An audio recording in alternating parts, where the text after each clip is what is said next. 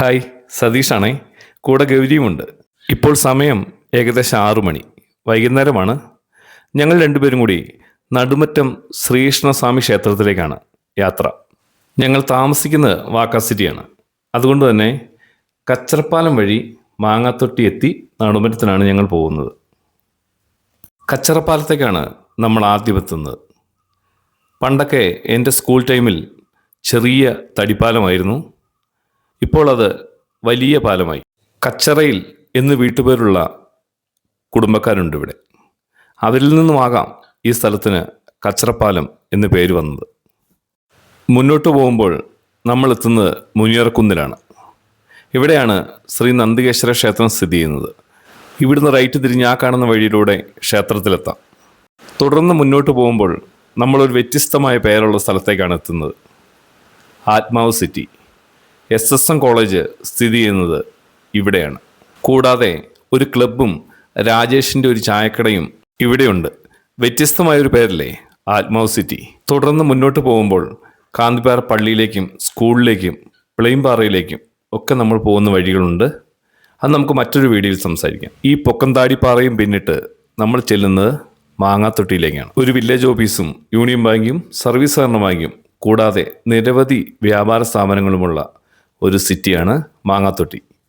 എൻ്റെ സ്വന്തം സിറ്റി. ഞാൻ ഓട്ടോ ഓടുന്ന ഈ സ്റ്റാൻഡിലാണ്. ഇവിടെ നിന്ന് ലെഫ്റ്റ് തിരിഞ്ഞു വേണം നമ്മൾ നടുമറ്റത്തേക്ക് പോകാൻ. റോഡൊക്കെ അടിപൊളിയാണ്. കുറച്ച് മാസങ്ങളേ ആയുള്ളൂ ഇതിൻ്റെ പണി തീർന്നിട്ട്.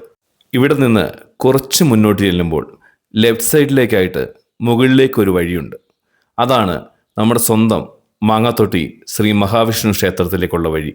അതും കഴിഞ്ഞ് തുടർന്ന് മുന്നോട്ട് പോകുന്ന വഴി വളവുകളും തിരിവുകളും. വഴി നല്ലതാണ്. ശ്രദ്ധയോടെ പോകുക. നമുക്കും നാട്ടുകാർക്കും അതായിരിക്കും നല്ലത്. തുടർന്ന് ചെല്ലുന്ന സ്ഥലമാണ് SM ജംഗ്ഷൻ. ഇതായി താഴോട്ട് കിടക്കുന്ന വഴിയാണ് Kanakappuzha NR city road. Kanakappuzha ഞാൻ ജനിച്ച് വളർന്ന എൻ്റെ സ്വന്തം നാടാണ്.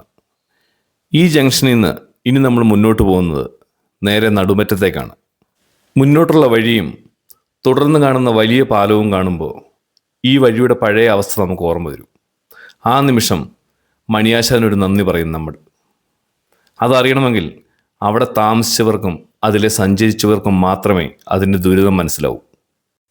ഈ വലിയ പാലവും പുഴയും കടന്ന് നമ്മൾ മുന്നോട്ട് സഞ്ചരിച്ചെത്തുന്നത് നടുമറ്റം എന്ന ഗ്രാമത്തിലേക്കാണ്. വീണ്ടും ഓർപ്പിക്കുന്നു, വാഹനങ്ങൾ മിതമായ സ്പീഡിൽ ശ്രദ്ധയോടുകൂടി ഓടിച്ചു പോവുക.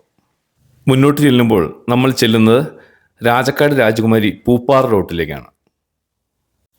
രാജക്കാട് രാജകുമാരിക്ക് ഇടയ്ക്കുള്ള ഈ സിറ്റിയിലേക്ക് കയറി ചെല്ലുന്ന നമ്മൾ ലെഫ്റ്റ് രാജക്കാടിനാണ് പോകുന്നത്.